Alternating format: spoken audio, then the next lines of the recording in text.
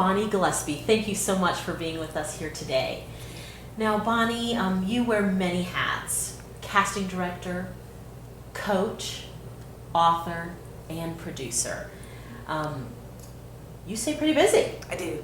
Well, I'm so glad you've taken time to be with us today. It's my pleasure. So let's jump right in talking about the Flavors Project.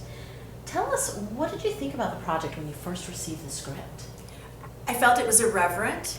I remember taking a quick read of it and going, okay, this is a very specific style. I like the message. I like the big picture that we're going for with something like this. I love the comedic pacing.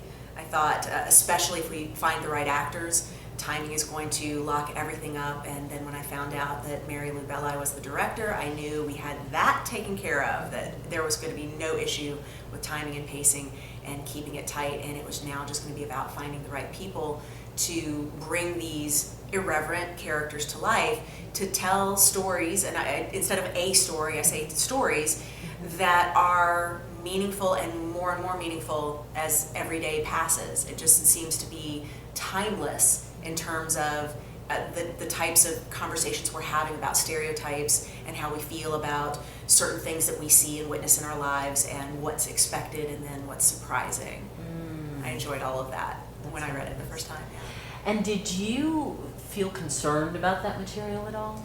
You know, this is something I always have to talk about just internally with the casting process and deciding what to take on. I kind of do this gut check of, where am I going to be able to get this material seen? Because obviously I have relationships at all the talent agencies and with management firms, and there are certain things where we'll be aggressive and try to get name actors and try to push things out in front of some folks that are high tier. And I take a look at the material and know that there are going to be some that are going to respond to material that's of a certain style, or that may be a little forward thinking, and there are others who are going to want to play it safe and be a little more conservative. And so that's kind of a part of the casting process, to determine where maybe some language would be considered offensive by one particular agent, or he wouldn't put it in front of his clients, where I have another who's going to say, yes, give me the edgiest stuff that you have.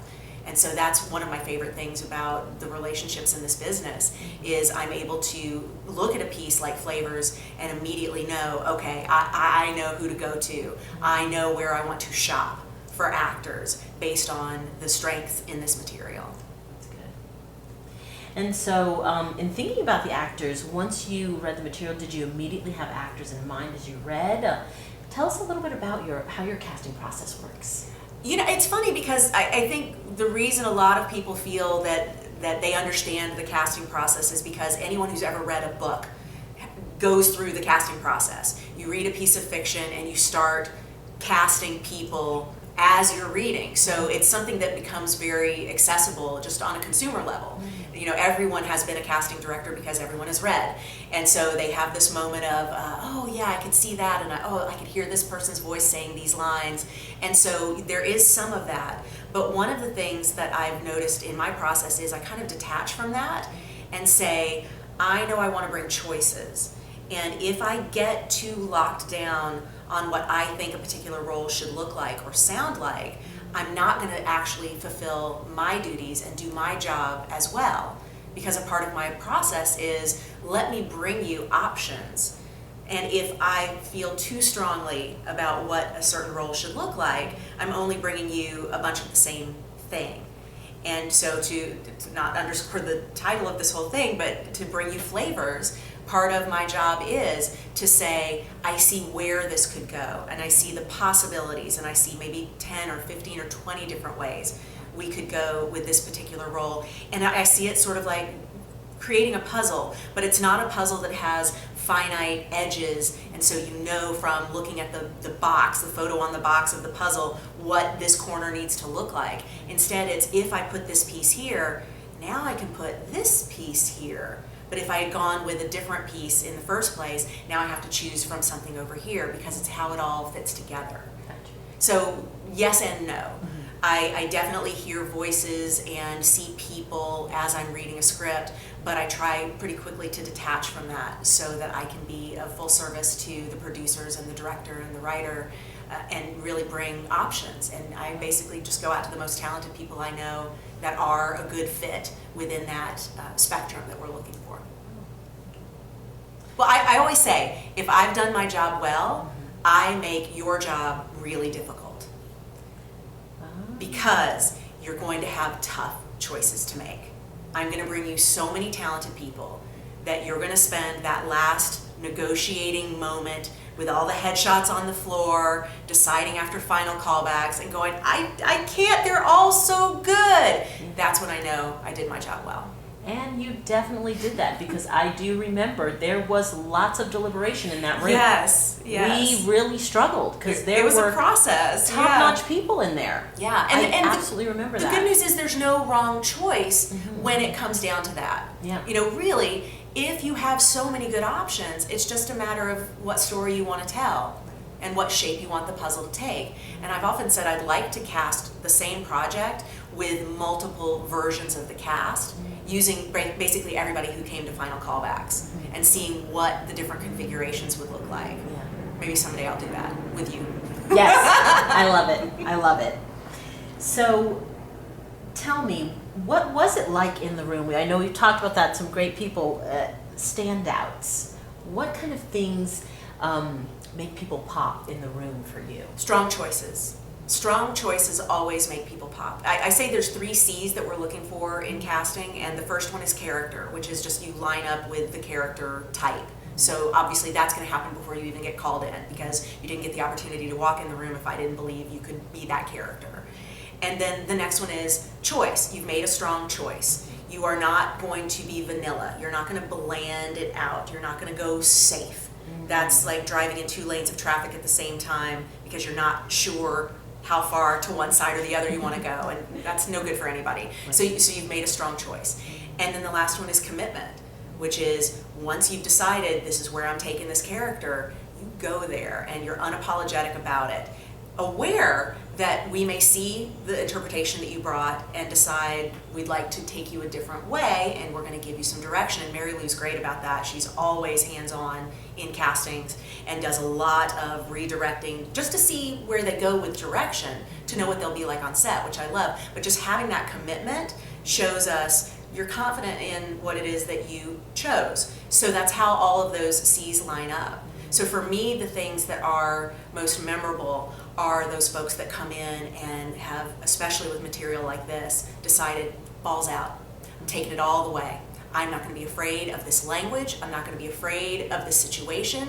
I'm pushing it there. I'm taking that language, that dialect there, and I'm not worried that anybody in this room is going, did you hear him trying to be black? What was that? Instead, he's going there. Yes. Because that's what sells it.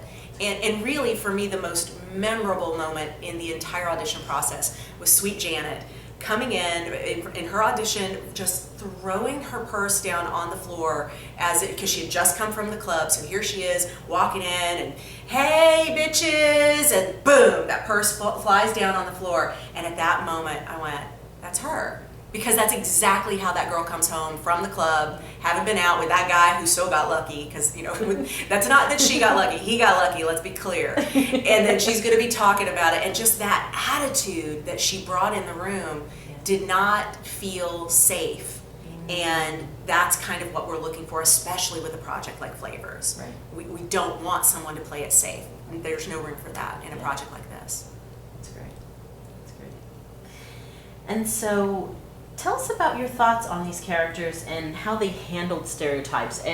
In Flavors, we've got 3 that are the stereotypes, 3 that are against the stereotypes, and I know you deal with that a lot in casting as well, right? It's interesting because I don't see stereotype as the negative word that so many people see it to be.